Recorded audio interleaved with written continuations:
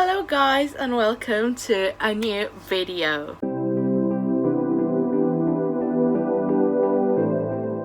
You can see today I am not recording this video with my camera but with my phone. That's why it's like kind of weird, and that's why I am actually on a chair and not stand up.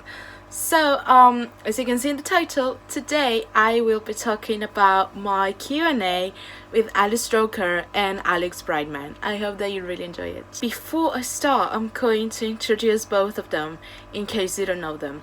So 𝗂𝐷𝐷𝐺𝐵, it's actually an actress. She's American. She was the first actress with that disability to be on Broadway, which is like really awesome. And Ali's most kind of famous musical that she's done is Oklahoma. And Alex Brightman is also American, and he's also an actor and singer. His most famous roles were in School of Rock and in Beetlejuice, so you may know him from any of those. So I'm gonna tell you first of all how did I find out about these Q&As. So it's actually called Snack and Chat, but it's a Q&A. The first one that I did was with, between Ali and Alex. The first one that I did, it was with Ali, and then I did the one with Alex. So do like those Q&As with my friend Candela, who may be watching this. Shout out to her.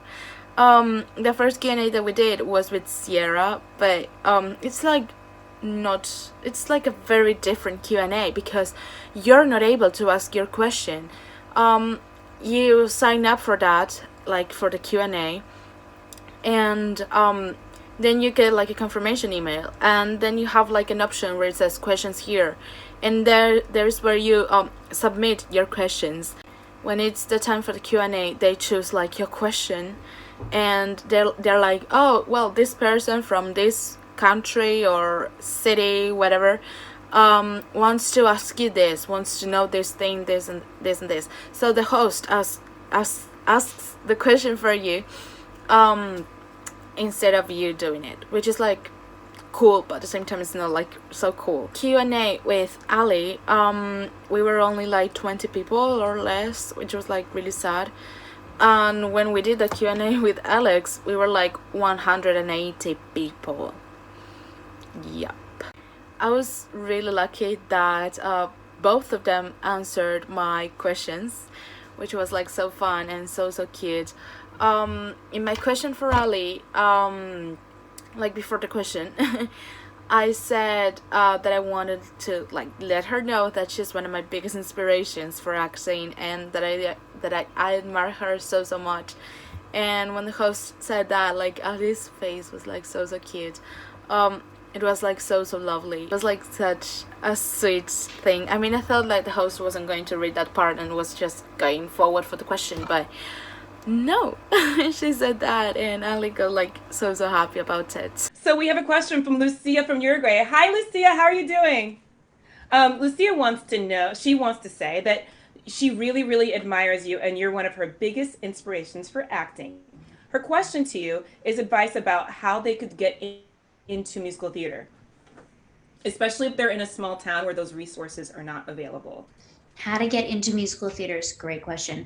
Well, we're really lucky that we have the internet, because we can listen to so many shows that exist. And like I started theater, not that wasn't like some sort of theater company or class that I took. It was all with my friends and my neighbors.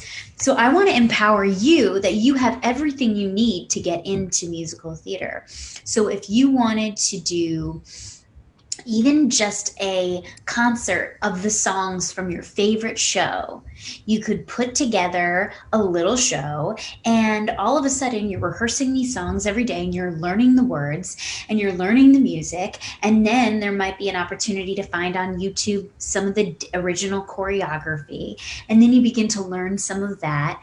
And to me, it starts with a passion. It starts with a love of theater. And so if you love it, then you will find ways to do it. And also keep an eye out for those other people, those other theater people that you know also love it, because you will bond together and you will find ways to get into productions, whether they be in other towns or other places or online. You know, there are things now, there are tons of theater classes on Zoom now. So there are so many opportunities to learn. And, you know, being young and starting out, I remember taking voice lessons every single week because I loved it and I really wanted to be a good singer. And so I just put a lot of attention on trying to get as good as I possibly could be at all of the skills: acting, singing, and dancing. And then the Q&A with Alex, he also answered my question, and he's also like a really, really fun guy. Yeah, he everything was like about jokes and all that. And something that I need to tell you, something that I didn't like about the Q&A was some questions, because some people were kind of unprofessional with the questions. Like there were people who asked him who was his favorite dinosaur. Yep. I mean, he's an actor. You're there to ask a question like kind of professional, you know? So it was like, why? Why? But luckily with Ali, it wasn't like two weird questions. I mean, most questions were kind of professional and very interesting, actually, like very, very interesting. Yeah, she gives like really awesome advice. Alex also does give really great advice, to be honest. He's very nice, and he's, as I said, he's extremely funny. So we were all laughing like 24/7 to like the whole Q&A. It was just everything about laughs and all of that. Like his funny stories and everything about him, basically. Even his faces, like, yeah. Lucia from Uruguay. Hi, Lucia. I love when you come. How are you? Yay! Look at you. Yay! Yay, Uruguay! Yeah, Uruguay. Lucia wants to know, how did you realize you wanted to be an actor? Oh boy, because I wasn't good at anything else. No, that's how most people find out what they're good at. I saw a show.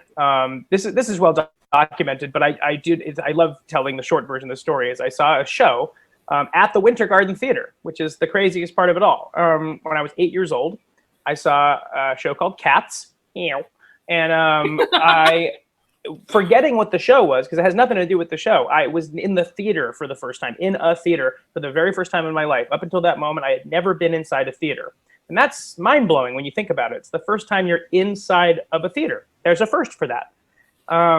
And I remember the feeling about being like, I don't know what this place is. I don't know what's going on. I especially didn't know what was going on during Cats. And but I remember feeling like I am home. I remember feeling like this is a place I want to get to know very well. And so my goal became to do a show so you can always be in a theater. And so that became a thing. But it was 8 years old. It was instant. I fell in love with it instantly. So the Q&A with Ali was on the 13th of May, and then Alex's Q&A was on the 27th. And in the middle of those, I had my Q&A with Sierra, which was like a really awesome week, like 2 weeks actually. Like first I had like Ali's Q&A, then after like 4 days I had Sierra's, and then Alex. So it was like, wow. It was like very crazy and like so awesome. And then I forgot to mention, those Q&As are kind of free. I mean, they always work like with this kind of foundations, now with about COVID, but also like in general. They're like donation based, so you can donate, like the payment is whatever you can pay. They suggest you to pay $10, but if you are not able to pay anything, that's totally fine. Like, you're not going to be like a bad person for not doing that. I mean, it's totally fine, and you will be able to do like the Q&A anyways. They're not doing like many Q&As at the moment. I don't know why, but they are more about like for the kids, like song and story time and all of that. Like, it's basically more for kids, but the Q&As are like for people older than 13 or yeah, 13 I think. But yeah, I mean, it was like a really fun experience. I'm a huge fan of both of them, so it was like really awesome experience. They're both like extremely nice. I am so grateful that I could do this with them. So yeah, like, yeah, it was like extremely fun, and like knowing things about, like, I don't know, theater in general, or like their answers to their questions, and very interesting ones and all of that. So yeah, it was like really awesome. I know it wasn't like such like a big video, or like perhaps it's not what you expected, perhaps you wanted me to like talk about it a bit more and all of that, but thank you so much for watching my video. And as always, let's comment what are we grateful for. So you put it on the comments, what are you grateful for, and I am going to say what am I grateful for. I am grateful for, first of all, having the opportunity to have done like this Q&As and keep on doing like many other Q&As. I'm grateful for the classes that I have been taking, and today I am going to sing for Jonathan again, so I hope that he's nice to me again. But I'm really grateful that I kind of have the courage to do it. I mean, I know it sounds like weird, but I'm grateful for that. I'm proud of myself actually.